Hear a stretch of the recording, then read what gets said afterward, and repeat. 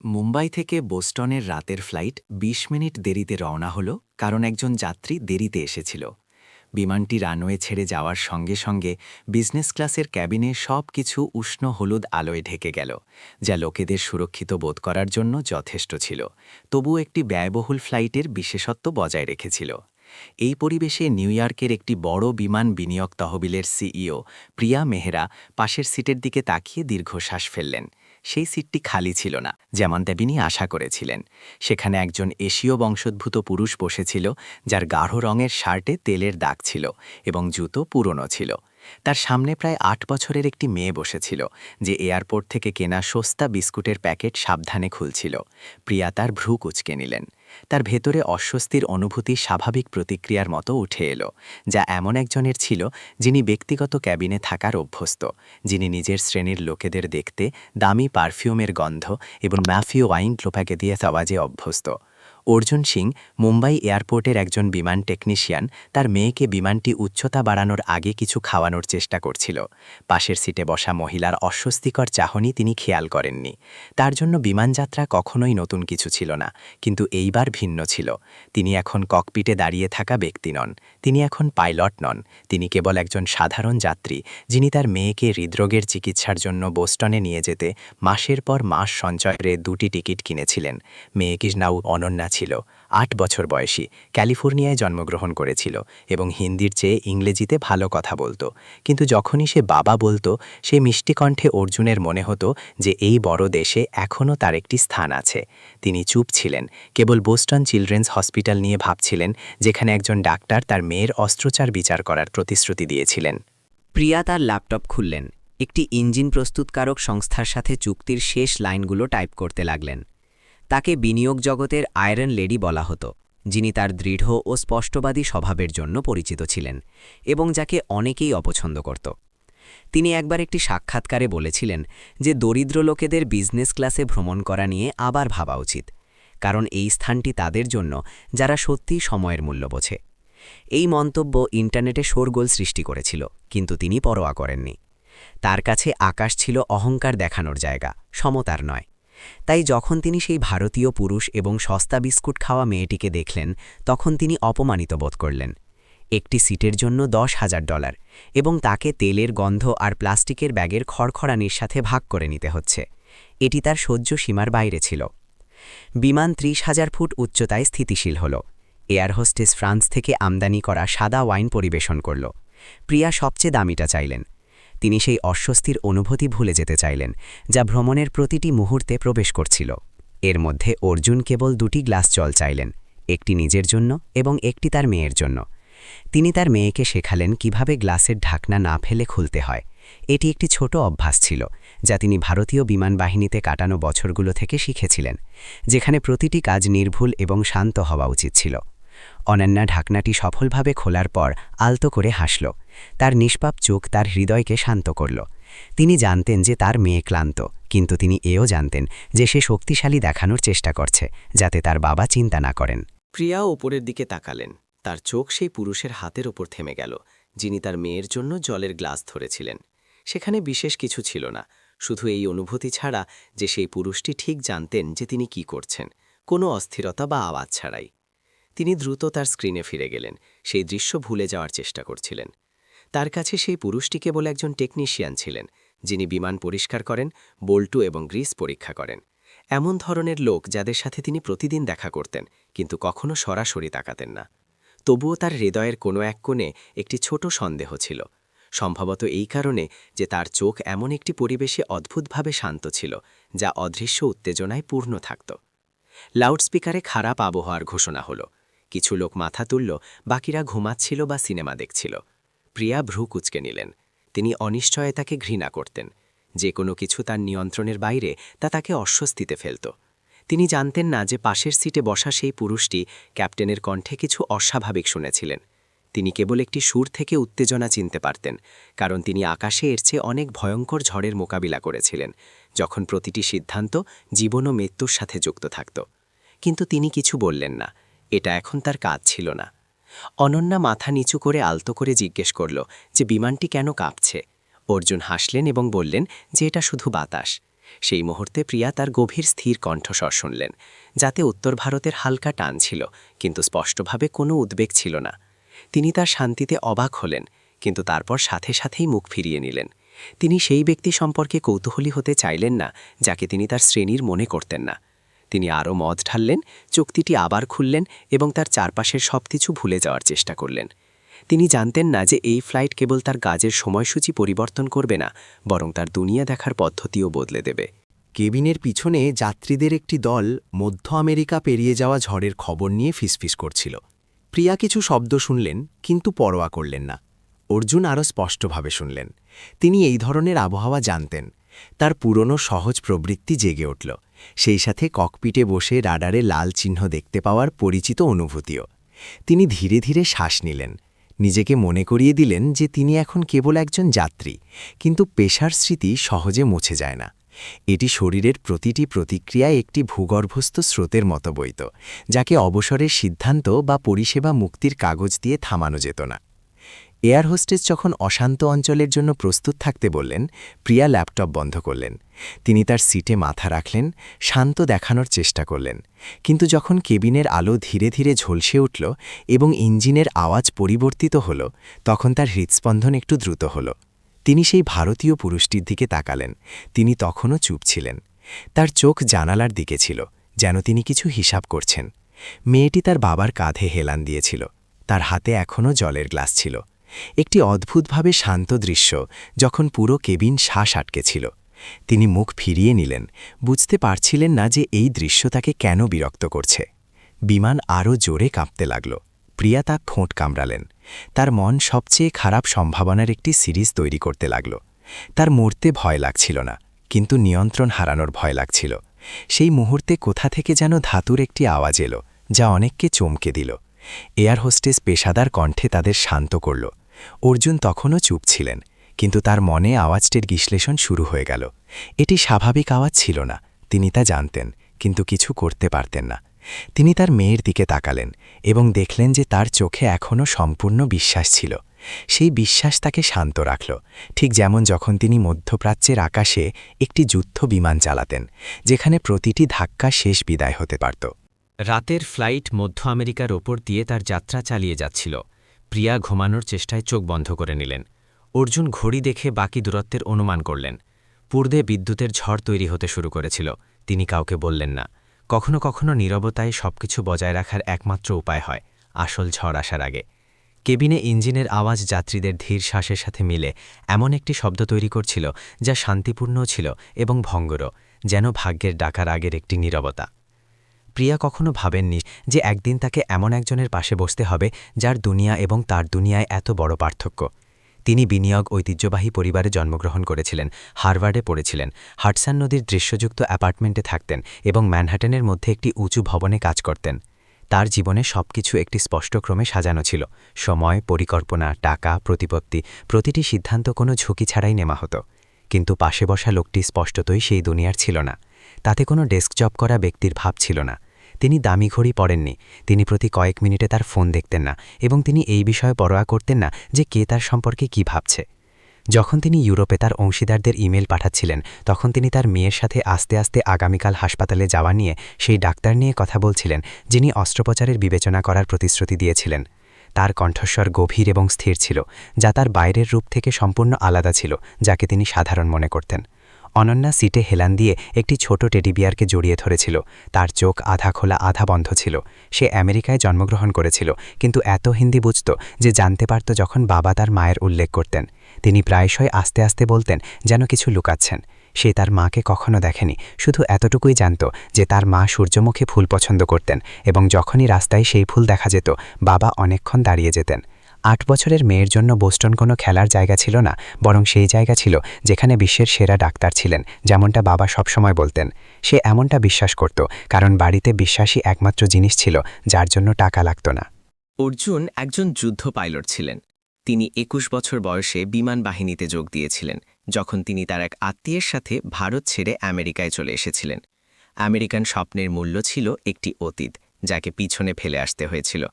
উত্তরপ্রদেশের একটি ছোট গ্রামে দারিদ্র্যের শৈশব, বন্যার কারণে আটকে যাওয়া পড়াশোনা সেই রাতগুলো যখন তার বাবা সাইকেল চালিয়ে দূরে কাজে যেতেন, যাতে ছেলেকে ইংরেজি শেখানোর জন্য টাকা জোগাড় করতে পারেন।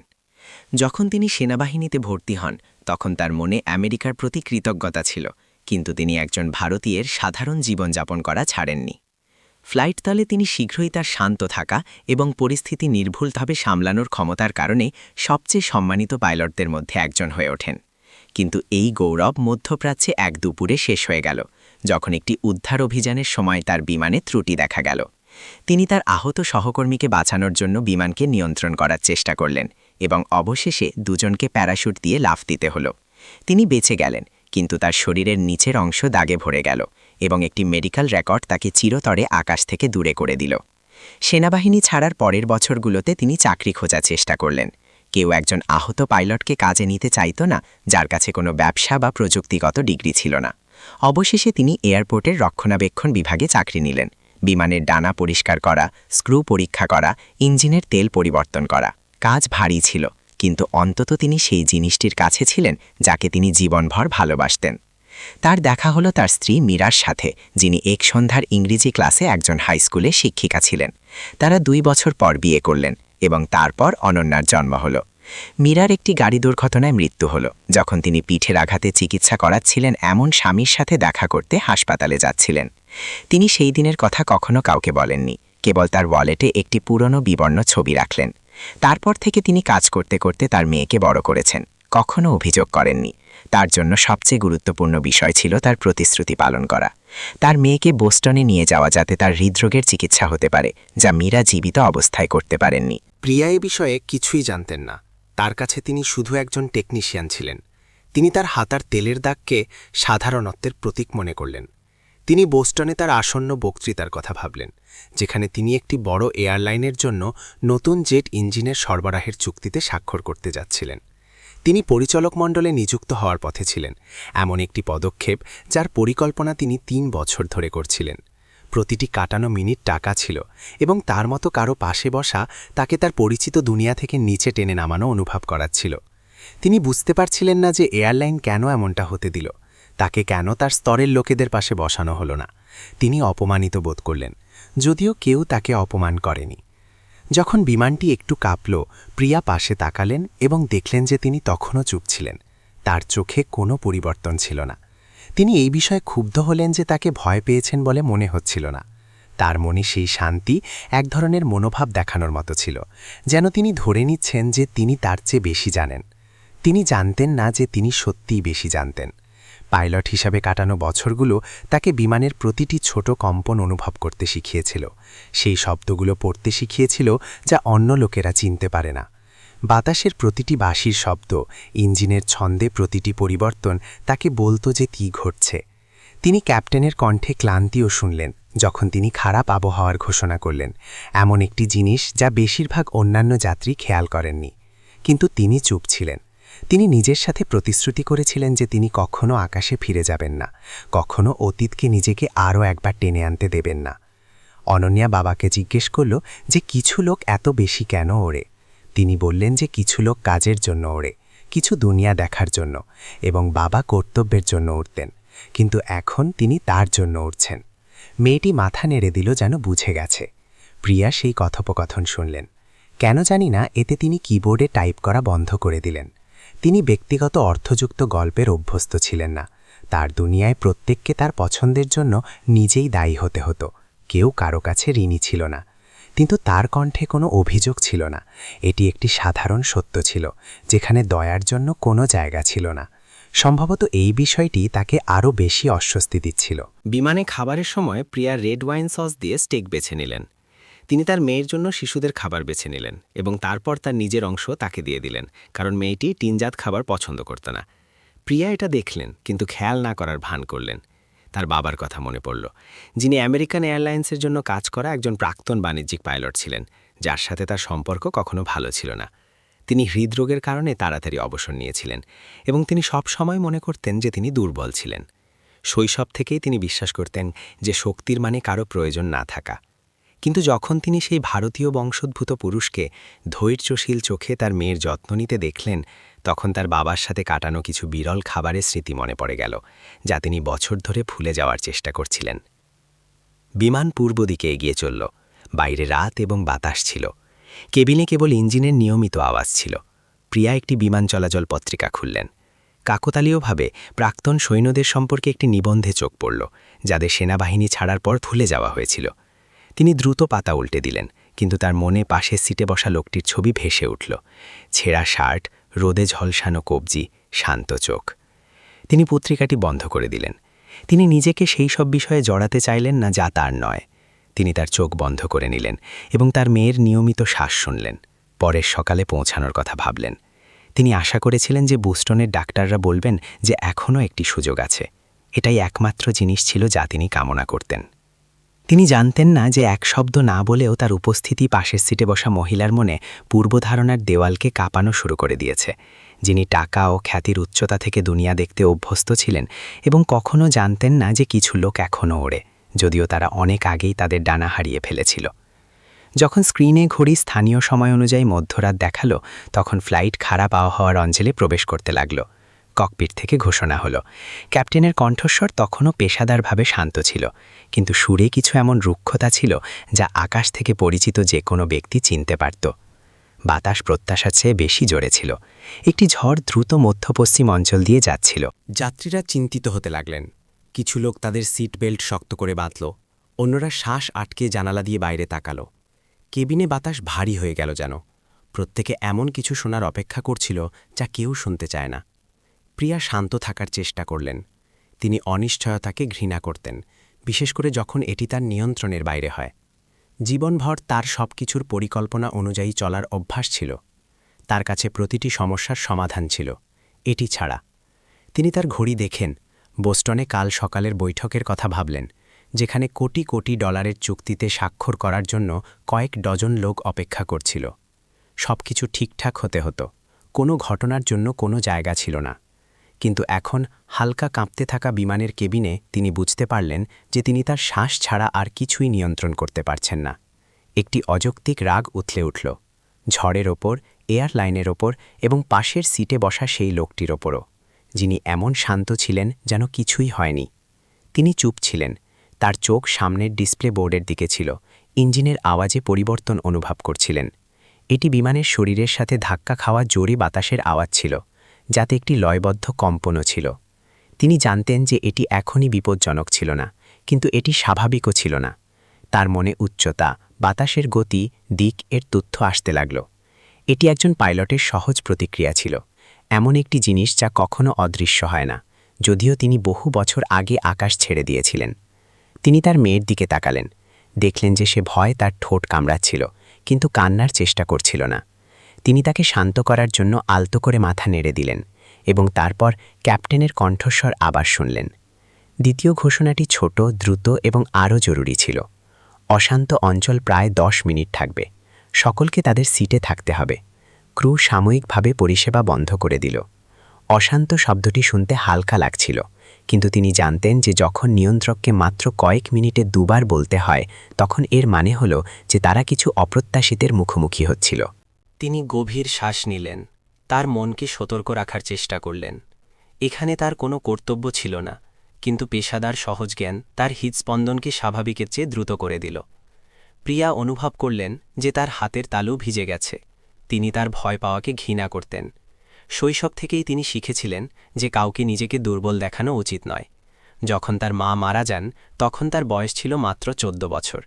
তার বাবা, যিনি একজন পাইলট ছিলেন, তিনিও এক শব্দ বলেননি, শুধু চুপচাপ বারান্দায় দাঁড়িয়ে আকাশ দেখতে থাকলেন। সেই ছবি তার মনে সহনশীলতার প্রতীক হিসাবে গেঁথে গিয়েছিল। তিনি শপথ করেছিলেন যে তিনি কখনো তার মতো হবেন না, কখনো আবেগকে যুক্তির ওপর প্রভাব ফেলতে দেবেন না। কিন্তু এখন ক্রমাগত ঝাঁকুনির মধ্যে তিনি নিজেকে কারো ওপর বিশ্বাস করার ইচ্ছা প্রকাশ করতে দেখলেন। অজান্তে তিনি পাশের সিটে বসা লোকটির দিকে তাকালেন, দেখলেন যে তিনি এখনও চুপ ছিলেন। তার চোখ সরাসরি সামনের দিকে ছিল, যেন তিনি কোনো ইঙ্গিতের অপেক্ষা করছেন। সে বুঝতে পারছিলেন না যে তার শান্তি তাকে বিরক্তও করছিল এবং সুরক্ষিত অনুভব করাচ্ছিল। ক্যাবিনে বাতাসের বাঁশির শব্দ এবং ধাতুর কম্পনের আওয়াজ মিলে একটি তীব্র শব্দ তৈরি করছিল। কিছু যাত্রী চিৎকার করতে লাগল। এক এয়ার হোস্টেস কাঁপতে থাকা কণ্ঠে শান্ত করার চেষ্টা করছিল। আলো মিটমিট করছিল। অনন্যা তার বাবার হাত শক্ত করে ধরল, আলতো করে জিজ্ঞেস করল যে সব ঠিক আছে কিনা। তিনি বললেন যে সব ঠিক আছে, এটা শুধু বাতাস। কিন্তু তার মনে তিনি জানতেন যে সমস্যা শুধু এতটুকুই ছিল না। বিমানের শরীরের সাথে অস্থিরতার অনুভূতি তাকে বলল যে ওপরের বাতাসের দিক হঠাৎ পরিবর্তিত হচ্ছে। এটি বাণিজ্যিক ফ্লাইটের জন্য সবচেয়ে বিপজ্জনক জিনিস ছিল। তিনি একজন সহকর্মীকে কেবল এই উচ্চতায় হঠাৎ বিপরীত বাতাসের ঝটকার কারণে তার জীবন হারাতে দেখেছিলেন। প্রিয়া পরিস্থিতি অনুমান করার জন্য চারপাশে তাকানোর চেষ্টা করলেন, কিন্তু যাত্রীদের আতঙ্কিত মুখ ছাড়া কিছুই ছিল না। তার হাত থেকে গ্লাস থেকে মদের একটি ফোঁটা তার শার্টে পড়ে গেল। একটি লাল দাগ তৈরি হলো। তিনি নিচে তাকালেন এবং অকারণে একটি বিরক্তি অনুভব করলেন। একটি সিটের জন্য $10,000, এবং এখন এটি ইকোনমি ক্লাসের লোকেদের থেকে আলাদা ছিল না। তিনি নিজেকে এমনটা ভাবার জন্য বকলেন, কিন্তু এই চিন্তা তার মনে স্পষ্ট ছিল। যখন তিনি তার ঘাবড়ে যাওয়া লুকানোর জন্য কিছু বলার জন্য প্রস্তুত হচ্ছিলেন, তখন লাউডস্পিকার তৃতীয়বার বাজল। এইবার কোনো শান্তি ছিল না। নিয়ন্ত্রণ স্টেশনের সাথে যোগাযোগ ব্যবস্থা হারিয়ে গেছে। রাডার সিগন্যাল অস্থির ছিল। সকলকে খারাপ পরিস্থিতির জন্য প্রস্তুত থাকার দরকার ছিল। পুরো ক্যাবিনে একটি সম্মিলিত আওয়াজ শোনা গেল। তিনি প্রতিটি শব্দ শুনলেন, এবং যে জিনিসটি তাকে চমকে দিল তা যোগাযোগ বিচ্ছিন্ন হওয়া ছিল না, বরং ক্যাপ্টেনের খারাপ বলার ধরন ছিল। বিমানবাহিনীতে লোকেরা সেই বাক্যটি কখনো ব্যবহার করে না যতক্ষণ না তারা সত্যিই ভয় পায়। তিনি ওপরের দিকে তাকালেন এবং শোনার চেষ্টা করলেন, কিন্তু লাউডস্পিকার চুপ হয়ে গেল।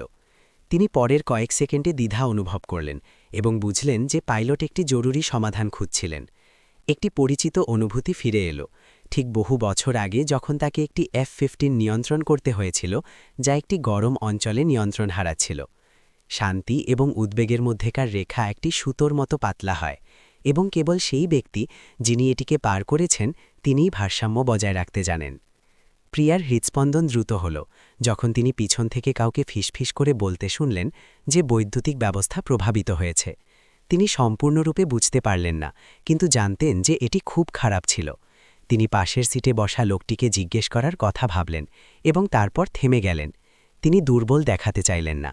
তিনি ভাবলেন যে তিনি এটি সহ্য করতে পারবেন, শুধু জানালা দিয়ে বাইরে না তাকান।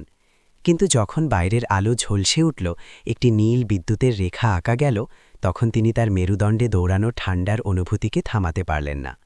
তিনি আর্মরেস্ট শক্ত করে ধরলেন, আলতো করে তার চোখ বন্ধ করে নিলেন। তার মনে শত শত মিটিং, রিপোর্ট, ইউরোপের ফ্লাইট, অফিসের পার্টি, সব কিছু এই মুহূর্তে অর্থহীন লাগছিল। তিনি জানতেন যে সবচেয়ে বিপজ্জনক মুহূর্তটি আসছে, ঝড়ের কারণে নয়, বরং সেই ভয়ের কারণে যা যে কোনো বাতাসের চেয়ে দ্রুত ছড়িয়ে পড়ছিল। তিনি তার মেয়ের দিকে তাকালেন। তার স্ত্রীর সাথে করা প্রতিশ্রুতির কথা ভাবলেন যে তিনি সবসময় তার মেয়েকে দেখাবেন যে দুনিয়া বাঁচার মতো জায়গা। তিনি তার চোখে ভয় দেখাতে পারতেন না। তিনি তার কণ্ঠস্বরকে গভীর রাখার চেষ্টা করলেন যখন তিনি কথা বললেন, তার মেয়েকে গভীর শ্বাস নিতে এবং ক্রুয়ের নির্দেশাবলী অনুসরণ করতে বললেন। মেয়েটি মাথা নেড়ে দিল, তার ছোট ভালুকটিকে শক্ত করে ধরল। তার চোখ বড় বড় খোলা ছিল। প্রিয়া সেই দৃশ্য দেখলেন। তার হৃদয়ে কিছু আলোড়িত হল। তার শৈশবের ফ্লাইটগুলো মনে পড়ল, যখন তার বাবা তার সাথে বসতেন। তার হাত আলতো করে কমিক বইয়ের ওপর রাখা থাকত। কিছু বলতেন না, কিন্তু তাকে আশ্বস্ত করার জন্য যথেষ্ট ছিল। তিনি সেই অনুভূতি অনেক আগেই ভুলে গিয়েছিলেন। লাউডস্পিকার আবার বাজল, কিন্তু এইবার ক্যাপ্টেনের কণ্ঠস্বর ছিল না। আরেকটি কণ্ঠস্বর শোনা গেল, স্পষ্টভাবে ঘাবড়ে যাওয়া। সহপাইলট অজ্ঞান হয়ে গেছেন। তাদের ফ্লাইট অভিজ্ঞতা আছে, এমন কারো সাহায্যের দরকার ছিল। কয়েক সেকেন্ডের জন্য সবকিছু শান্ত হয়ে গেল। কেউ কিছু বলল না। প্রিয়া চোখ খুললেন এবং চারপাশে তাকালেন। সবাই হতবাক ছিল। কিছু লোক প্রার্থনা করার জন্য মাথা ঝুঁকিয়েছিল, কিছু লোক কাঁদল। তিনি পাশের সিটে বসা লোকটির দিকে তাকালেন এবং জীবনে প্রথমবারের মতো তিনি তার চোখে কেবল শান্তি দেখলেন না, বরং কিছু গভীর দায়িত্বও দেখলেন। তিনি একটি গভীর শ্বাস নিলেন, তার সিট বেল্ট খুললেন। প্রিয়া হতবাক হয়ে গেলেন, কিছু বলতে পারলেন না। তিনি উঠে দাঁড়ালেন এবং কেবল একটি দৃষ্টিতে তিনি বুঝে গেলেন যে তিনি জানেন যে তাকে কি করতে হবে। কেবিনে সকলের চোখ তাকে অনুসরণ করতে লাগল। যা ঘটতে যাচ্ছিল তা জীবন ও মৃত্যু, পূর্বধারণা এবং বিশ্বাসের মধ্যেকার রেখা ছিল। কেবিন একটি সংক্ষিপ্ত বিশৃঙ্খলায় ডুবে গেল। যখন লাউডস্পিকার চুপ হল, সবাই চারপাশে দেখছিল। কেউ ওঠার সাহস করছিল না। কিছু লোক সাহায্যের জন্য চিৎকার করল, অন্যরা এয়ার হোস্টেসকে ডাকার জন্য ঘণ্টা বাজাল। সময় যেন টেনে গেল। সেই মুহূর্তে ডান দিকের সারির মাঝের সিটে বসা ভারতীয় বংশোদ্ভূত পুরুষটি ধীরে ধীরে করিডোরে বের হলেন। তার কণ্ঠস্বর শ্বাসরুদ্ধকর পরিবেশে স্পষ্টভাবে শোনা গেল, গভীর এবং স্থির। তিনি ভারতীয় বিমানবাহিনীতে একজন প্রাক্তন যুদ্ধ পাইলট ছিলেন, যাকে যুদ্ধবিমান চালানোর অভিজ্ঞতা ছিল। সেই কণ্ঠস্বর উদ্বেগের সঙ্গীতের ওপর একটি টান টান স্নায়ুর মতো ছিল, যা ভিড়কে সাময়িকভাবে চুপ করিয়ে দিল। এক এয়ার হোস্টেস হতবাক হয়ে গেল এবং তারপর সাথে সাথেই তার জন্য সামনের রাস্তা খুলে দিল। লোকেরা তাকে দেখতে থাকল। কেউ কিছু বলল না, কেবল একটি সাধারণ অনুভূতি ছিল, আশা এইমাত্র ফিরে এসেছিল। প্রিয়া তার ওপর থেকে চোখ সরাতে পারলেন না। তিনি বুঝতে পারছিলেন না যে তার হৃদয় এত জোরে কেন ধড়ফড় করছে। কেন ধড়ফড় করছিল? সে ভয় পেয়েছিল এবং সেই সাথে এক অযৌক্তিক বিশ্বাসের ঢেউ তার পুরো শরীরে ছড়িয়ে পড়ছিল। তার মনে তার বাবার ছবি ভেসে উঠল, সেই মানুষটি যিনি একসময় বলতেন যে কখনো কখনো পাইলটদেরকে ৩ সেকেন্ডের মধ্যে সিদ্ধান্ত নিতে হয় এবং সেই ৩ সেকেন্ড শত শত মানুষের জীবন নির্ধারণ করতে পারে। তার হঠাৎ মনে হল যে যে লোকটিকে সে একসময় তুচ্ছ মনে করত, সেই ঠিক এই মুহূর্তে পদক্ষেপ নিচ্ছে এবং সে জানত না সে কী দেখছে, একটি অলৌকিক ঘটনা নাকি আসন্ন ট্র্যাজেডি। ককপিটে সতর্কীকরণ শব্দ ক্রমাগত বাজছিল। ক্যাপ্টেন শান্ত থাকার চেষ্টা করছিল, কিন্তু তার কপালে ঘামের ফোঁটা ছিল। যখন সে সেই লোকটিকে ভেতরে আসতে দেখল, তখন তার কণ্ঠস্বর সামান্য কেঁপে উঠল। যখন সে শুনল যে সে মিরাজ ২০০০ চালিয়েছিল, তখন ক্যাপ্টেন আর কিছু বলল না, কেবল মাথা নেড়ে সহ পাইলটের সিট ছেড়ে দিল। নবাগত ব্যক্তি দ্রুত কন্ট্রোল রুম পরিদর্শন করল। তার দৃষ্টি প্রতিরোধ খুঁজেগারূপ। হাইড্রোলিক সিস্টেমে ত্রুটির খবর ছিল। ডান দিকের ইঞ্জিন দুর্বল হচ্ছিল। রাডার সিগন্যাল মাঝে মাঝে আসছিল। সামনের আকাশ ঘন মেঘে ঢাকা ছিল এবং নিচে জমি কয়েক হাজার ফুট দূরে ছিল। সঙ্গে সঙ্গে তার মনে একটি ফ্লাইটের ম্যাপ তৈরি হল। সে নিকটতম স্থানটি চিহ্নিত করল যেখানে জরুরি অবতরণ করা যেতে পারে। সে ক্যাপ্টেনকে উচ্চতা বজায় রাখতে বলল, একই সাথে নিকটতম কন্ট্রোল স্টেশনের সাথে পুনরায় যোগাযোগ করার চেষ্টা করল, কিন্তু রেডিও সিগন্যালে প্রিয়া বাইরে থেকে ছোট কাচের মধ্য দিয়ে দেখছিল। সে জলজলে আলো এবং কন্ট্রোল প্যানেলে ঝুঁকে থাকা লোকটির ছায়া দেখতে পাচ্ছিল। একজন এয়ার হোস্টেস তার কাছে এসে আস্তে করে বলল যে তিনি প্রধান পাইলটকে সাহায্য করছেন। সে কিছু বলল না, কেবল তার হৃদয়কে সংকুচিত হতে অনুভব করল। তার বলা প্রতিটি তিক্ত শব্দ মনে পড়ল, তার ধৈর্যশীল চোখ মনে পড়ল এবং তার মেয়ের নিষ্পাপভাবে এটা বলার ওপর তার হালকা হাসিও মনে পড়ল যে বাবা বিমান চালাতে জানেন। সেই সময় সে ভেবেছিল যে এটি বাচ্চাদের নির্বোধ গর্ব, কিন্তু এখন সে জানত যে এটা সত্যি এবং যে সে সবসময় সবকিছু বোঝার জন্য গর্ব করত, সে সবচেয়ে সহজ জিনিসটি দেখতে পায়নি। ককপিটে সে সহজ জ্ঞানের গতিতে কাজ করছিল। বাইরের তীব্র বাতাস বিমানকে ক্রমাগত নাড়া দিচ্ছিল, কিন্তু তার প্রতিটি পদক্ষেপ ছিল সিদ্ধান্তমূলক। সে অ্যাপ্রোচ অ্যাঙ্গেল, জ্বালানির পরিমাণ পরীক্ষা করল, বাতাসের দিক নির্ধারণ করল এবং তারপর জরুরি অবতরণ ব্যবস্থা চালু করল। হেডফোনে এয়ার ট্রাফিক কন্ট্রোলারের কণ্ঠস্বর দুর্বলভাবে শোনা গেল। তারা সিগন্যাল পেয়েছিল এবং জরুরি অবতরণের অনুমতি দেবার প্রস্তুতি নিচ্ছিল। সে সংক্ষেপে জবাব দিল। তার কণ্ঠস্বর একাগ্রতায় পূর্ণ ছিল। রানওয়ে খালি করার অনুরোধ করল। বাইরে বজ্রপাতের শব্দ শোনা যাচ্ছিল। নিচে কেবিনে শত শত লোক শ্বাস আটকে ছিল, জানত না যে কি হচ্ছে। ক্যাপ্টেন আস্তে করে বলল যে স্বয়ংক্রিয় নিয়ন্ত্রণ ব্যবস্থা পুরোপুরি ব্যর্থ হয়েছে। সে কেবল মাথা নেড়ে দিল। তার মনে সব প্রক্রিয়া আগের মতো ফিরে এলো। গতি নিয়ন্ত্রণ করা, ভারসাম্য বজায় রাখা, ডানা স্থির করা, উচ্চতা বজায় রাখা। সে তার ঘাড়ের পিছনে ঘাম ঝরতে অনুভব করল, কিন্তু তার মন ততটাই ঠান্ডা ছিল যতটা সেনাবাহিনীতে থাকার সময় ছিল। তার জরুরি প্রশিক্ষণের সেশনগুলো মনে পড়ল, সেই সময়গুলো যখন তাকে রাডার ছাড়া রাতে উঠতে হতো, সেই মুহূর্তগুলো যখন সে মৃত্যুর কাছাকাছি ছিল। সবকিছু পুনরাবৃত্তি হচ্ছিল, কিন্তু এইবার তারা সহকর্মী ছিল না, বরং সাধারণ নাগরিক ছিল, শিশু ছিল, সেই সব লোক যারা আকাশ সম্পর্কে কিছুই জানত না। সে পেছনের কেবিনে তার মেয়ের কথা ভাবল। যখন সে উঠে দাঁড়িয়েছিল তখন তার চোখে যে দৃষ্টি ছিল সেই সম্পর্কে ভাবল। সে জানত যে তাকে ভুল করার অনুমতি নেই। প্রিয়া ঘড়ি দেখল। প্রতিটি মিনিট ঘণ্টার মতো মনে হচ্ছিল। সেই ইঞ্জিনের আওয়াজে পরিবর্তন শুনল, জানত যে বিমান উচ্চতা কমাচ্ছে। কিছু যাত্রী প্রার্থনা করতে শুরু করল, অন্যরা তাদের প্রিয়জনের নাম ডাকল। সে প্রার্থনা করল না, কিন্তু তার মনে একটি স্পষ্ট চিন্তা প্রতিধ্বনিত হচ্ছিল। সে বাঁচতে চাইছিল। সে কখনো ভাবেনি যে এটা এত গুরুত্বপূর্ণ হবে। ক্ষমা চাওয়ার জন্য বাঁচা, আবার শুরু করার জন্য বাঁচা। আর এখন তার জীবন সেই রোগটির হাতে ছিল যাকে সে একসময় নিম্ন শ্রেণীর মনে করত। এই সত্যটি তাকে লজ্জিত এবং কৃতজ্ঞ উভয়ই অনুভব করাল। ককপিটে সে আবার এয়ার কন্ট্রোল স্টেশনের সাথে যোগাযোগ করল। হেডফোনে আওয়াজ এখন আরও স্পষ্ট ছিল। একজন মধ্যবয়সী পুরুষের কণ্ঠস্বর শোনা গেল। যখন সে তার পুরনো কল সাইন বাজ শুনল, তখন সে অবাক হয়ে গেল। সেই ব্যক্তিটি আবার জিজ্ঞেস করল, এটা কি সত্যিই তুমি? সে সংক্ষেপে নিশ্চিত করল এবং তারপর পরিস্থিতির খবর দিল। হাইড্রলিক সিস্টেম ব্যর্থ, ডান ইঞ্জিন দুর্বল, সহ পাইলট অজ্ঞান, জরুরি অবতরণের অনুমতির অনুরোধ। অন্যদিকে থেকে আওয়াজ এলো, রানওয়ে প্রস্তুত, জরুরি স্তর 1, আমরা তোমার জন্য অপেক্ষা করছি। কেবল কয়েকটি শব্দ, কিন্তু তার হৃদয়কে আঁকড়ে ধরার জন্য যথেষ্ট ছিল। স্মৃতির একটি অংশ ফিরে এলো, সেই দিনগুলো যখন সে নেব্রাস্কার গভীর আকাশে একজন পাইলট হিসাবে উড়ত, যেখানে বাতাস তীব্র এবং রোদ ঝলমলে ছিল। প্রায় 10 মিনিট পরে যাত্রী কেবিনে জরুরি বাতি জ্বলে উঠল। ক্যাপ্টেনের কণ্ঠস্বর লাউডস্পিকারে শোনা গেল, ঘোষণা করল যে তারা জরুরি অবতরণ করতে চলেছে। সকলকে চুপ থাকতে এবং নির্দেশাবলী অনুসরণ করার অনুরোধ করল। প্রিয়া গভীর শ্বাস নিল, আর্মরেস্ট শক্ত করে ধরল। সে কম্পন কমতে অনুভব করল এবং তারপর একটি হালকা ঝাঁকুনি সবাইকে সামনের দিকে ঠেলে দিল। একটি অদ্ভুত আওয়াজ শোনা গেল, সংঘর্ষের নয়, বরং রানওয়েকে স্পর্শ করা চাকার আওয়াজ। কয়েক সেকেন্ডের নীরবতার পর হাততালি, কান্না এবং একে অপরকে ডাকার আওয়াজ সব জায়গায় প্রতিধ্বনিত হল। সে ওপরের দিকে তাকালো, এয়ার হোস্টেসদের কাটতে দেখল, যাত্রীদের একে অপরকে আলিঙ্গন করতে দেখল এবং সেই ভারতীয় মেয়েটিকে আনন্দে হাসতে দেখল। ককপিটের দরজা খুলল। সেই লোকটি বেরিয়ে এলো। তার কণ্ঠস্বর গভীর কিন্তু স্পষ্ট ছিল, আমরা সুরক্ষিত। পুরো কেবিন একসঙ্গে হাততালি দিতে শুরু করল। অনেকে ধন্যবাদ জানাতে ছুটে গেল। প্রিয়া চুপচাপ দাঁড়িয়ে রইল। সে জানত না কি বলবে। তার মনের সব ছবি একে অপরের ওপর চড়ে যাচ্ছিল। তেলমাখা হাত, পুরনো শার্ট, শান্ত চোখ এবং এখন 200রও বেশি প্রাণ বাঁচানো নায়ক। সে কয়েক ধাপ এগিয়ে গেল। ধন্যবাদ বলার ইচ্ছা ছিল, কিন্তু সে কেবল আলতো করে মাথা নেড়ে দিল এবং তার মেয়ের দিকে ঘুরে গেল। মেয়েটি দৌড়ে এসে তাকে জড়িয়ে ধরল। মুখে এমন কিছু বলল যা শ্বাসের মতো ধীর ছিল। সেই দৃশ্য তার গলা আটকে দিল। সেই মুহূর্তে সে একটি জিনিস বুঝল, কিছু লোক আছে যাদের উপাধির দরকার হয় না, দর্শকের দরকার হয় না, কিছুই প্রমাণ করার দরকার হয় না।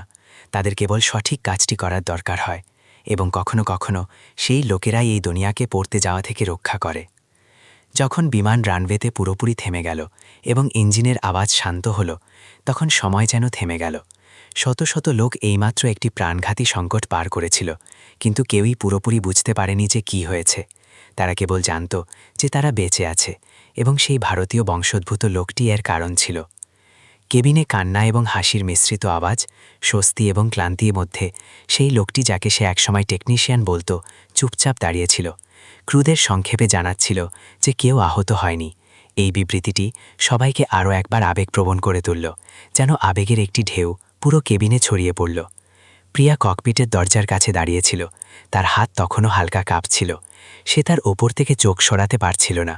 তার মনে সব ধারণা জড়িয়েছিল, প্রশংসা, অনুতাপ এবং লজ্জা।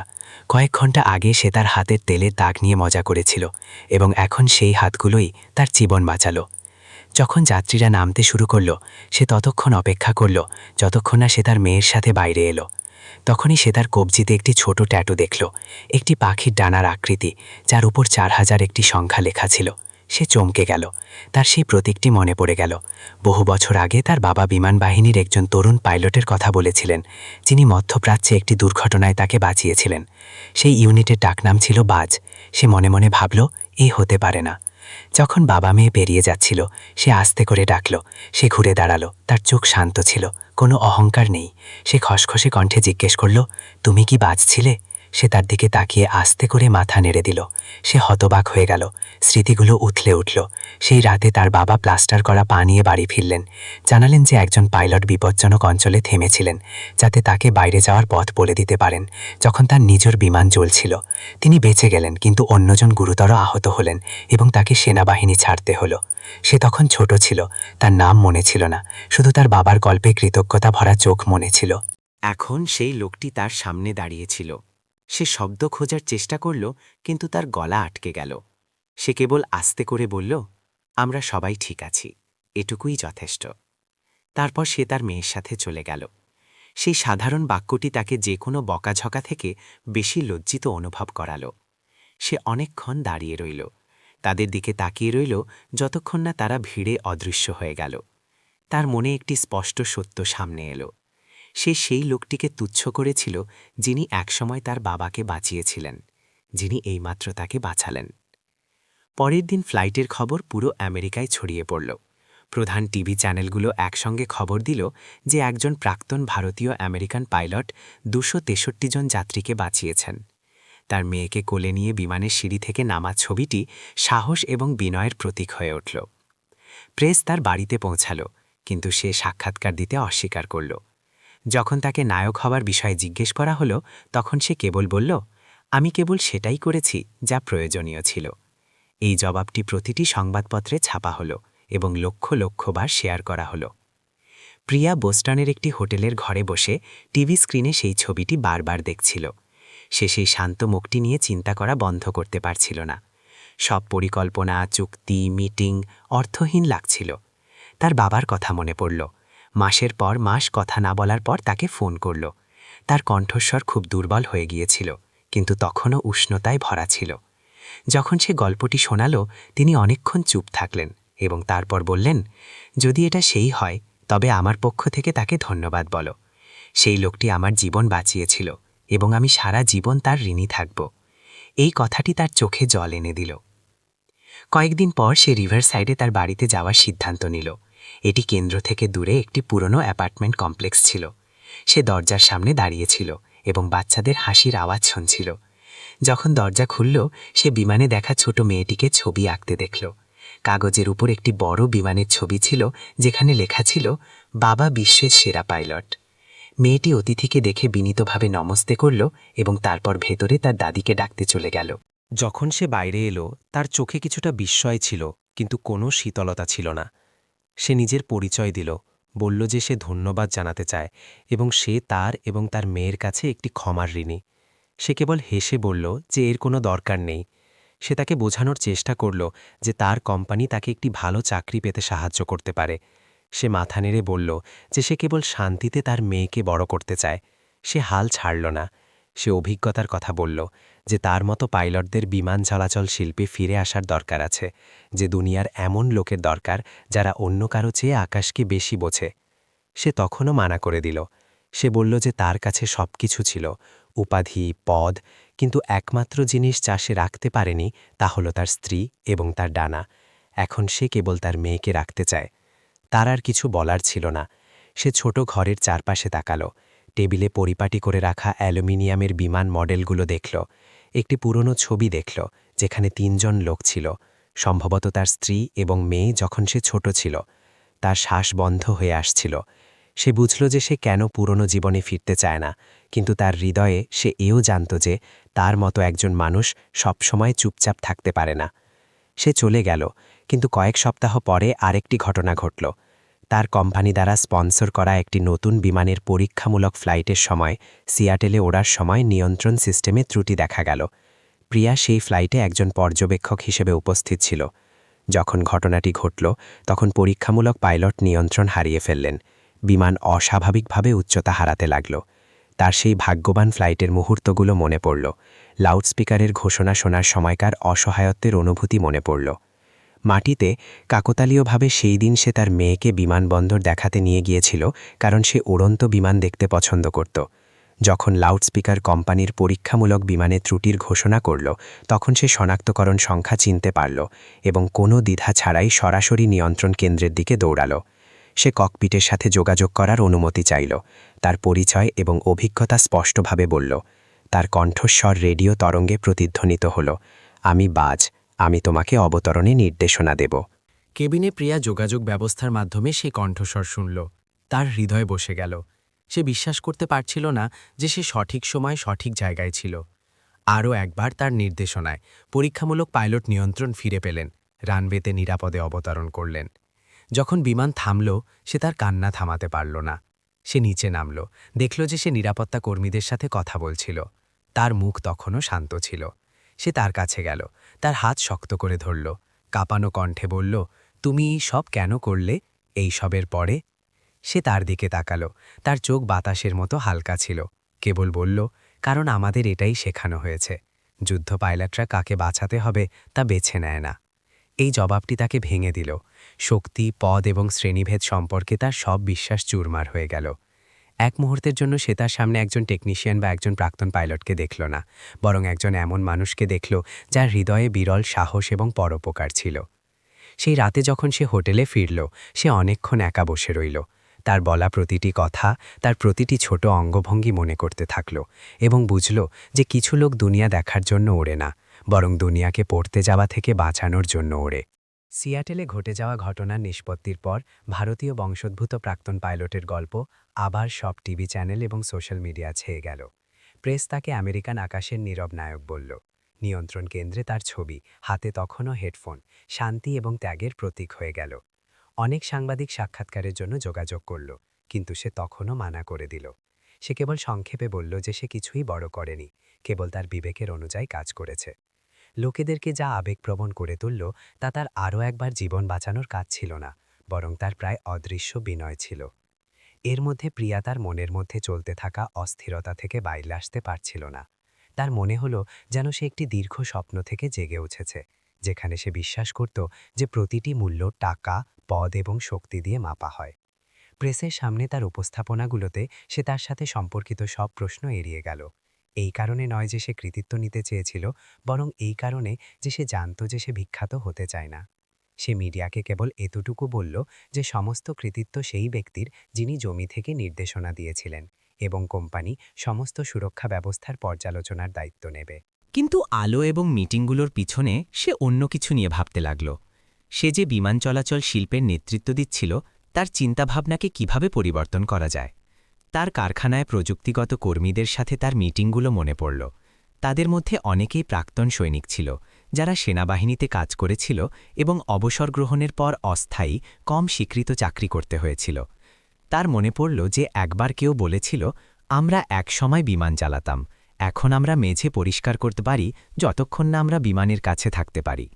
সেই সময় এই কথা শুনে সে হেসে উঠেছিল, কিন্তু এখন এটি শুনে তার গলা আটকে গেল। তার মনে হল যে একটি বড় শক্তিশালী ব্যবস্থার মধ্যে কিছু লোক ভুলে গিয়েছিল, তার মতো লোক যারা এখনও আকাশকে ভালোবাসত কিন্তু অন্ধকারে বাঁচতে বাধ্য হয়েছিল। অনেক রাতের অস্থিরতার পর সে একটি নতুন প্রোগ্রাম শুরু করার সিদ্ধান্ত নিল। সে এটিকে স্কাই ব্রিজেস বলল, যা প্রাক্তন সৈনিক এবং বেসরকারি বিমান চলাচল শিল্পের মধ্যে একটি সেতু ছিল। তার লক্ষ্য ছিল সেই সব লোকেদের সুযোগ দেওয়া যারা সেনাবাহিনীতে কাজ করেছিল, যাতে তাদের আবার প্রশিক্ষণ দেওয়া যায়, স্বীকৃতি দেওয়া যায় এবং তাদের আসল দক্ষতার সাথে মানানসই কাজ দেওয়া যায়। সে জানত যে সে এটি একা করতে পারবে না। প্রথম ব্যক্তি যার সম্পর্কে সে ভাবল সে ছিল সেই ব্যক্তি। এক সপ্তাহের সকালে সে তার সাথে দেখা করতে গেল। যখন সে সেই রক্ষণাবেক্ষণ কর্মশালায় প্রবেশ করল যেখানে সে কাজ করত, তখন চারপাশের লোকেরা তাকে অবাক হয়ে দেখতে লাগল। সে সরাসরি তার বিলে গেল এবং কোনো ভূমিকা ছাড়াই বলল যে সে চায় যে সে নতুন প্রোগ্রামটি তৈরি করতে তাকে সাহায্য করুক। সে বেশি প্রতিক্রিয়া না দেখিয়ে শুনল। সে তার দৃষ্টিভঙ্গির কথা বলল, তার মতো লোকেদের তাদের যোগ্য স্থান পেতে সাহায্য করার বিষয়ে, যুদ্ধের অভিজ্ঞতাকে বেসরকারি দক্ষতায় রূপান্তরের গুরুত্ব সম্পর্কে। সে অনেকক্ষণ চুপ থাকল এবং তারপর কেবল একটি বাক্য বলল, লোকেরা আমাকে চায় না, তাদের আমাকে তখনই দরকার হয় যখন কোনো সমস্যা হয়। এই কথাটি তাকে হতবাক করে দিল। সে জবাব দিল যে হয়তো এটা সত্যি, কিন্তু সে যদি সম্মত হয় তবে সে এটা পরিবর্তন করতে চায়। সে বলল যে সে তাকে একটি পুরো ব্যবস্থাকে সেই সব লোকেদের আসল মূল্য দেখাতে সাহায্য করতে পারে যারা অন্যদের জন্য জীবন এবং মৃত্যুর মধ্যে দাঁড়িয়ে সেবা করেছে। সে জিজ্ঞেস করল যে সে এই বিষয়ে এত আগ্রহ দেখাচ্ছে কেন। সে সঙ্গে সঙ্গে জবাব দিল না।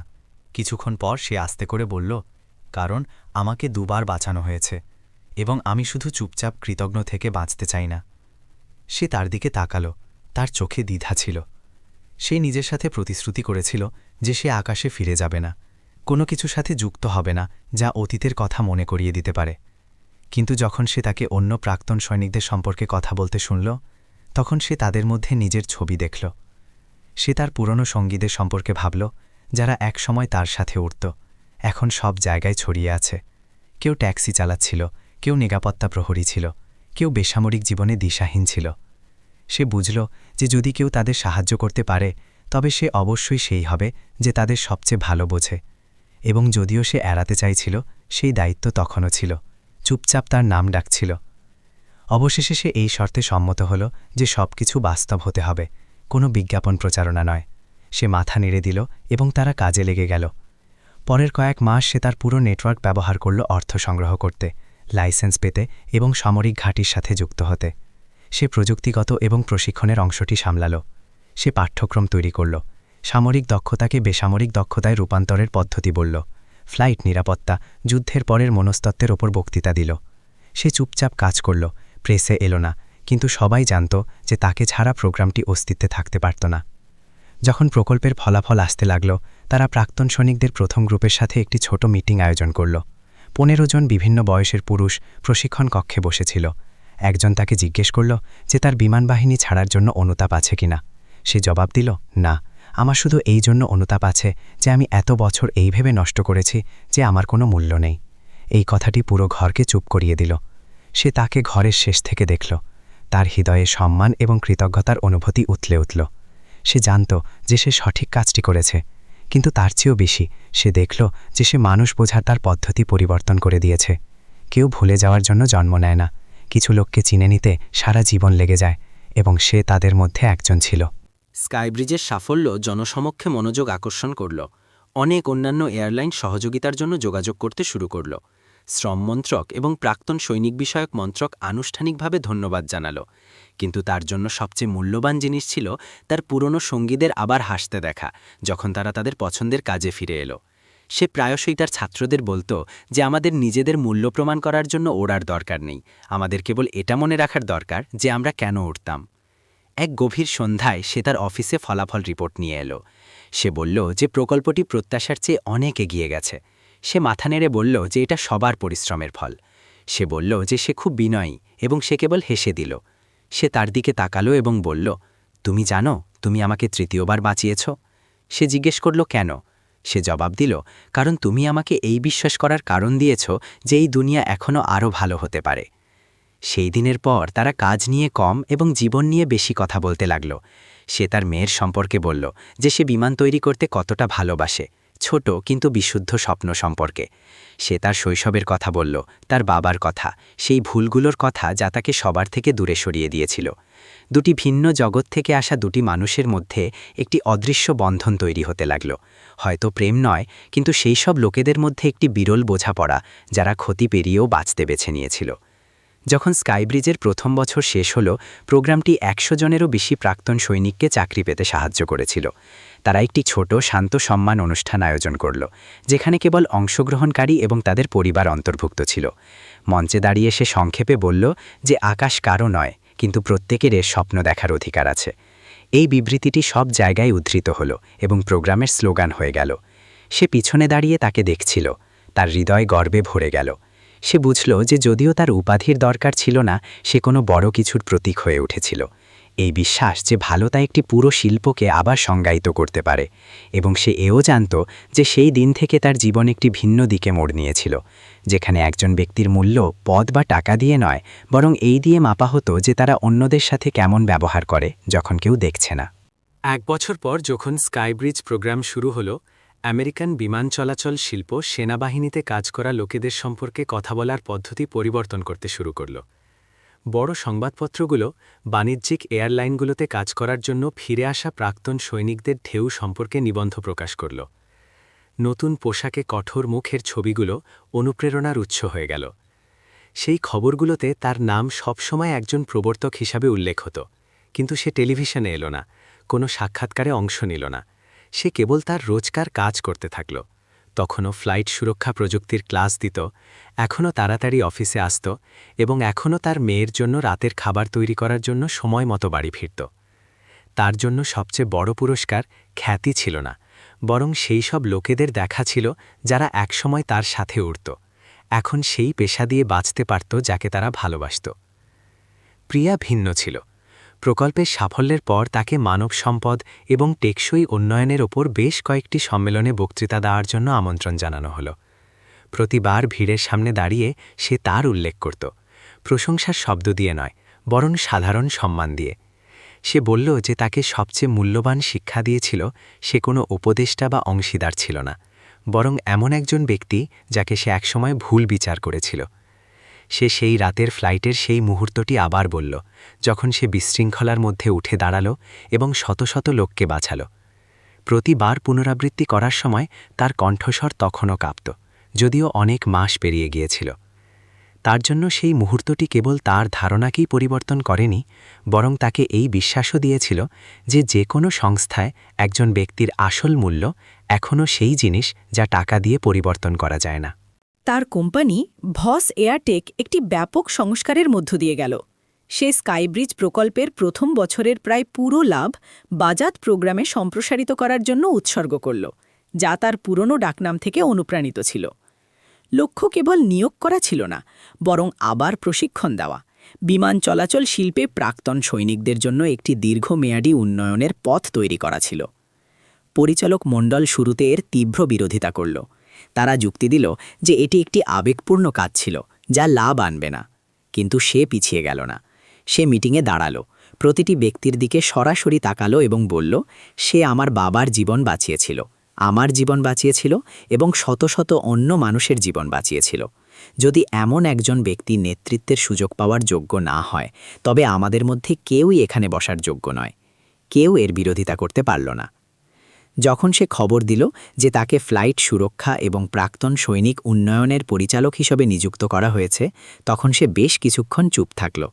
সে বলল যে সে ব্যবস্থাপনা জানে না, একটি বিভাগ চালানো জানে না। সে হেসে উঠল এবং বলল যে তার এমন কাউকে দরকার নেই যে শিক্ষিত, বরং এমন কাউকে দরকার যে অন্যদের বিশ্বাস করাতে পারে। সে ভাবল এবং তারপর এই শর্তে সম্মত হল যে কাজটি তার মেয়ের সময়সূচির সাথে মানানসই হতে হবে।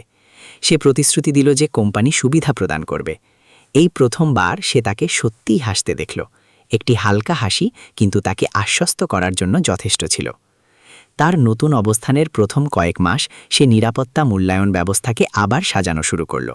কর্মীদের জন্য প্রযুক্তিগত প্রশিক্ষণের সেশন আয়োজন করল। সে লম্বা বক্তৃতা ব্যবহার করল না, কেবল উদ্ধার অভিযানের সত্য গল্পগুলো বলল, কিভাবে লোকেরা মৃত্যুর মুখোমুখি হওয়ার সময় শান্ত থাকতে পারে। প্রতিবার যখন সে কথা বলতো, ঘর চুপ হয়ে যেত। শ্রোতারা, তারা পাইলট হোক বা প্রযুক্তিগত কর্মী, অনুভব করত যে সে যা বলছিল তা কেবল জ্ঞান ছিল না, বরং আবেগ ছিল। সে প্রায়শই বলতো যে প্রতিটি ফ্লাইটে সবচেয়ে গুরুত্বপূর্ণ জিনিস মেশিন নয়, বরং মানুষ। মানুষই আকাশকে সুরক্ষিত রাখে। পিয়া অনেক সময় প্রশিক্ষণ কক্ষের শেষে দাঁড়িয়ে চুপচাপ তাকে শুনত। তার মুখ থেকে বের হওয়া প্রতিটি শব্দ সহজ ছিল, কিন্তু তাকে এই অনুভব করানোর জন্য যথেষ্ট ছিল যে সে আগে যা কিছু অর্জন করেছিল তা সবই ছোট ছিল। সে মিটিংগুলোতে ধীরে ধীরে কম কথা বলতে লাগল, এর পরিবর্তে শোনার জন্য সময় ব্যয় করতে লাগল। সে প্রাক্তন সৈনিকদের শিশুদের জন্য টিউশন সহায়তা শুরু করল, রাতের শিফটে কাজ করা কর্মীদের জন্য পরিবার যত্নের এলাকা তৈরি করল এবং বেতন ও বোনাসের নিয়ম সংশোধন করল, যাতে আরও ন্যায্যতা নিশ্চিত করা যায়। যখন মিডিয়া তাকে একজন মানবিক সিইও হিসাবে প্রশংসা করল, তখন সে কেবল হেসে দিল। সে জানত যে যদি সেই লোকটি না থাকত, তবে সে কখনো বুঝতে পারত না যে আসল মানবতা কী হয়।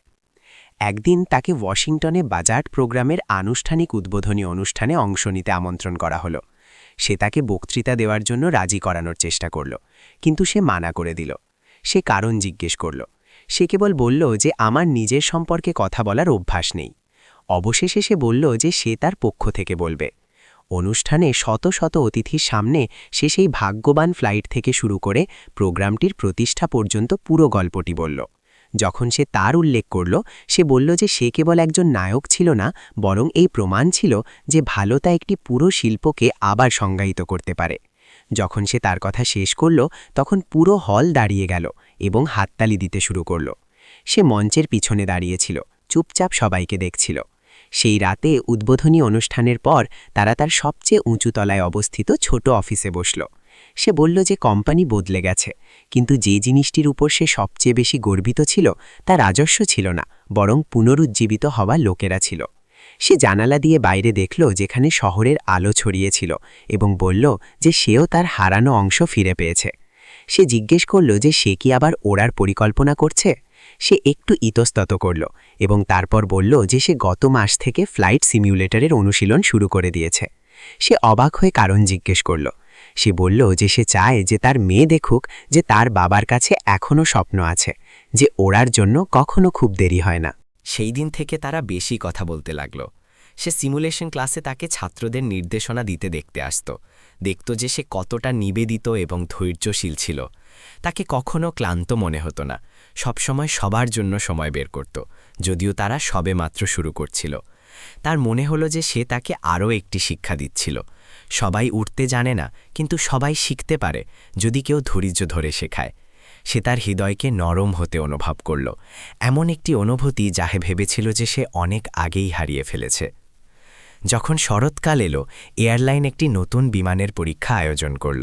প্রোগ্রামটির ধারণার ওপর ভিত্তি করে তৈরি একটি বাজ বিমান। সে প্রযুক্তিগত সুরক্ষার দায়িত্বে ছিল এবং সে কোম্পানির প্রতিনিধি ছিল।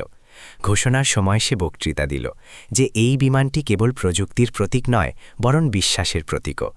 যখন সে শেষ করল তখন সে এগিয়ে এলো এবং সংক্ষেপে বলল যে এই বিমানের নামকরণ কোনো এক ব্যক্তির সম্মান জানাতে করা হয়নি, বরং এটি মনে করিয়ে দেওয়ার জন্য যে পড়ে যাওয়ার পরেও সবাই উঠে দাঁড়াতে পারে। অনুষ্ঠানের পর সে তাকে এবং তার মেয়েকে পরীক্ষামূলক মডেলটি দেখতে আমন্ত্রণ জানাল। মেয়েটি চারপাশে দৌড়াচ্ছিল, আনন্দে হাসছিল। সে তার দিকে তাকালো এবং বলল যে সে অনেক মানুষকে, যার মধ্যে সেও অন্তর্ভুক্ত, ভালো জিনিসে বিশ্বাস করতে শিখিয়েছে। সে কেবল বলল যে সে যা কিছু দেখেছে তা তার থেকে নয়, বরং তার বিশ্বাস করার পদ্ধতি থেকে এসেছে। সেই মুহূর্তে অনুষ্ঠানের কোলাহলের মধ্যে তারা চুপ হয়ে গেল। তারা দুজনেই বুঝল যে কিছু জিনিস আছে যা না বলেও সত্যি হয়। কয়েক মাস পরে যখন প্রেস তাকে প্রকল্পের বিষয়ে জিজ্ঞেস করল, তখন সে কেবল বলল, আমি ভাগ্যবান ছিলাম যে এমন একজন ব্যক্তির সাথে দেখা করার সুযোগ পেলাম যিনি ডানা ছাড়াও উড়তে জানতেন। এই বিবৃতিটি পুরো নেটওয়ার্কে ছড়িয়ে গেল। অনেক পত্রিকায় আবার ছাপা হলো, কিন্তু তার জন্য সবচেয়ে গুরুত্বপূর্ণ বিষয় ছিল নিজের মধ্যে আসা পরিবর্তন। সে এখন লোকেদের তাদের পদ বা সামাজিক অবস্থান দিয়ে দেখত না। সে শুনতে শিখল, সেই ছোট ছোট জিনিসগুলো দেখতে শিখল যা সে আগে উপেক্ষা করে দিত। এবং সবচেয়ে বড় কথা, সে শিখল যে কখনো কখনো সবচেয়ে শান্ত লোকেরাই এই দুনিয়াকে স্থির রাখে।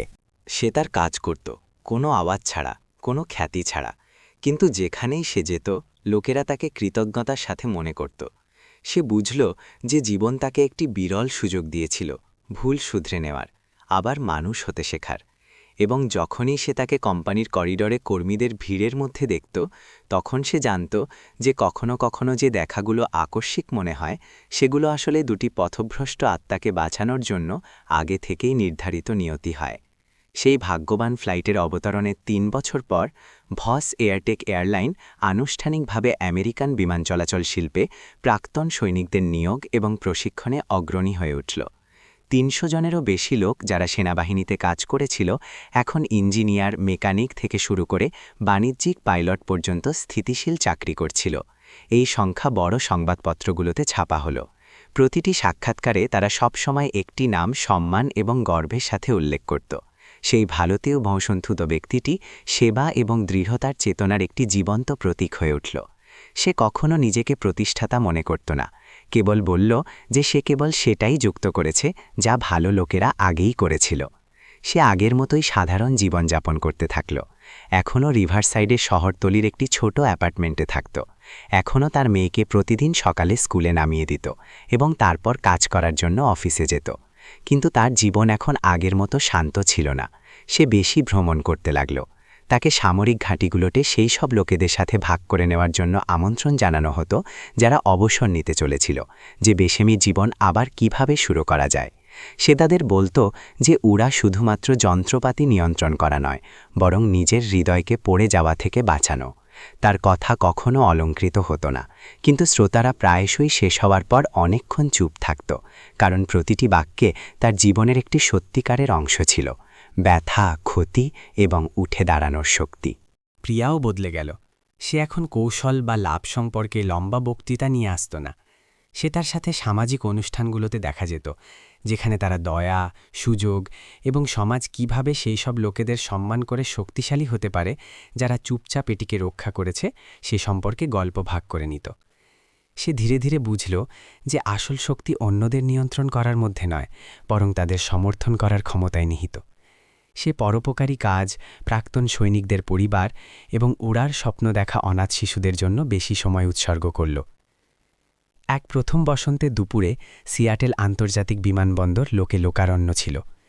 সেই দিন ভস এয়ারটেক বাজ সিরিজের প্রথম ফ্লাইটের আয়োজন করল, একটি বাণিজ্যিক বিমান যা অনেক প্রাক্তন পাইলটের অবদান নিয়ে ডিজাইন করা হয়েছিল।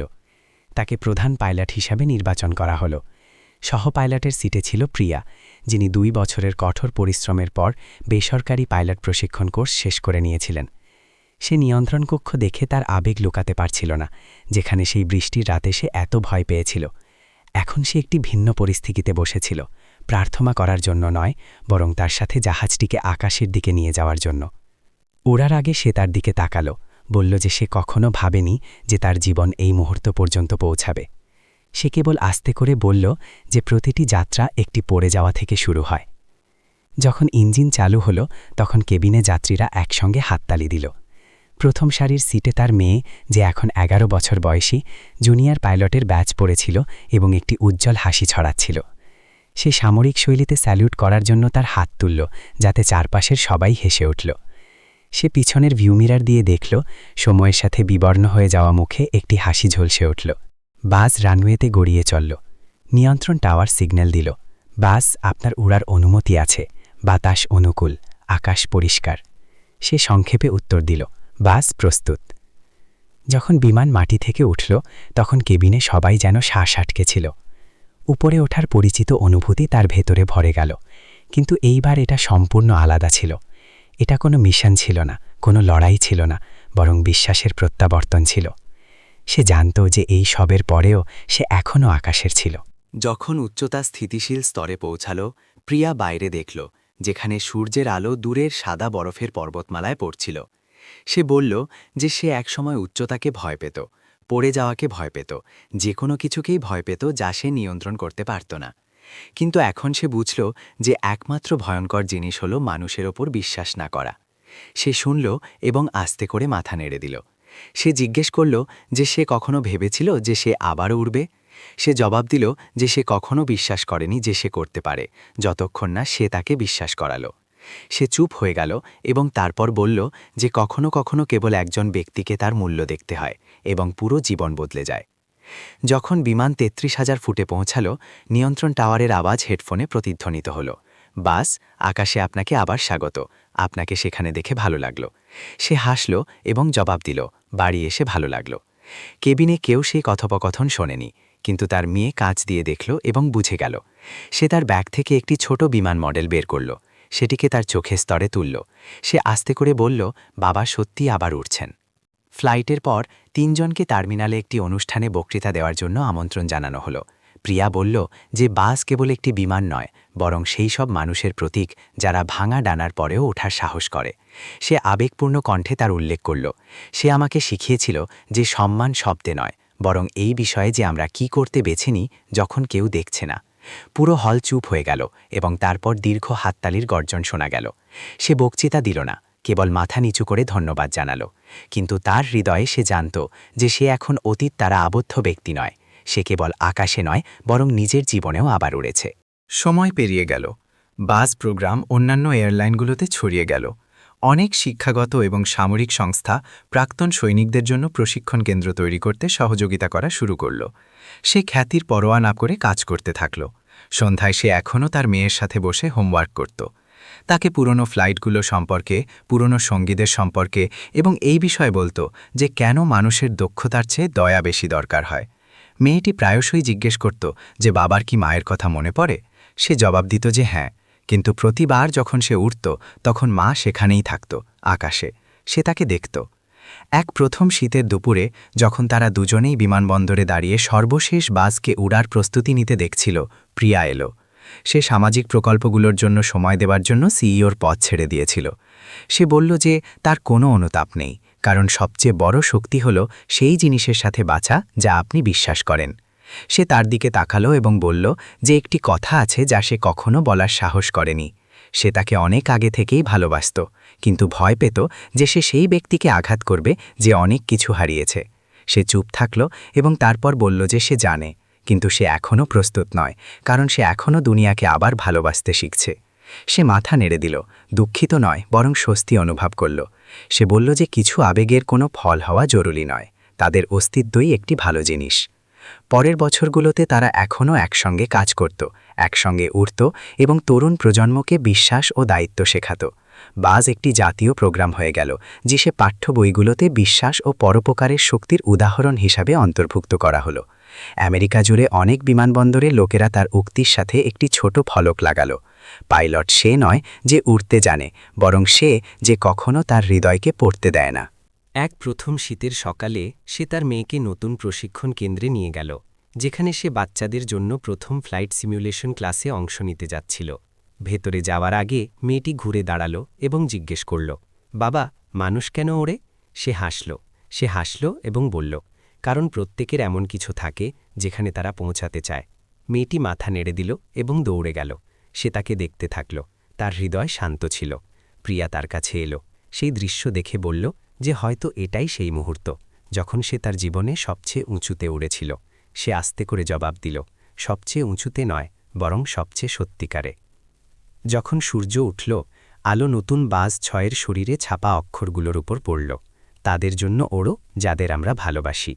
সে সেই শব্দগুলো দেখল, যেন তার প্রয়াত স্ত্রীর কণ্ঠস্বর আবার শুনছে, তার মেয়ের হাসি শুনছে এবং নিজের ক্ষমাও শুনছে। সে জানত যে শেষে প্রতিটি ক্ষতির একটি কারণ থাকে, এবং কখনো কখনো ক্ষতগুলো সেই মানচিত্র হয় যা মানুষকে সবচেয়ে গুরুত্বপূর্ণ জিনিসের দিকে নিয়ে যায়। সেই দিন যখন বাজ 6 উড়ল, সে তাকে ততক্ষণ দেখতে থাকল যতক্ষণ না সে অদৃশ্য হয়ে গেল। তার হৃদয় এখন কোনো ব্যথা ছিল না, কেবল শান্তি ছিল। সে বুঝল যে উড়া মাধ্যাকর্ষণকে চ্যালেঞ্জ করা নয়, বরং নিজের ভেতরের ভয়কে দূর করা। সে পড়ে গিয়েছিল, তার ডানা ভেঙে গিয়েছিল, সে সবকিছু হারিয়েছিল, কিন্তু তবুও সে উঠে দাঁড়াল। এবং সেই মুহূর্তে সে জানত যে সে যা কিছু অভিজ্ঞতা করেছিল তা সবই সার্থক ছিল, কারণ এর কারণে সে একটি সহজ কথা বুঝল, দয়া হলো একমাত্র জিনিস যা মানুষকে পড়ে যাওয়া থেকে বাঁচাতে পারে।